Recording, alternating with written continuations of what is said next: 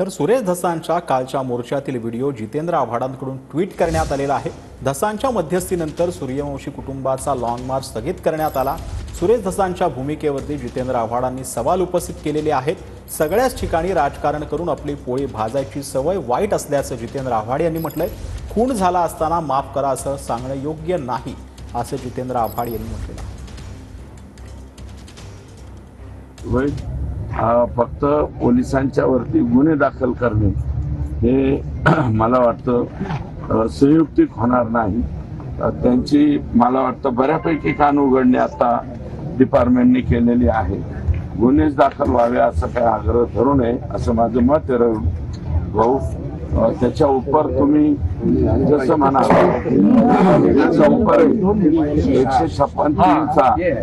156(3)चा रस्ता तुम्हाला मोकळा। जसं काही गोष्टीमध्ये माफ केलं जातं मोकळ्या मनाने मोठ्या मनाने, तसं काही गोष्टी माफ करावं।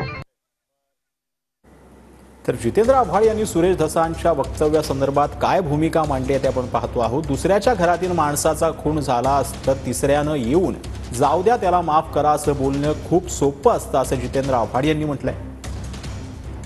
तर पोटच्या पोराचा जीव गेल्यानंतर आईला काय वाटत असेल हेही जर बोलणाऱ्याला कळू नये, याला काय म्हणावं, सगळ्याच ठिकाणी राजकारण असं जितेंद्र आव्हाड यांनी म्हटलंय।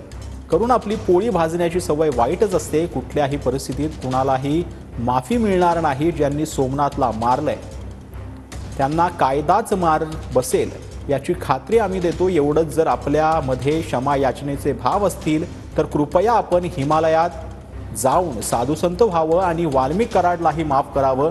खून हा खून असतो आणि खुनाला माफी नाही हा खूनच आहे असं जितेंद्र आव्हाड यांनी आपल्या ट्विटमध्ये म्हटलंय।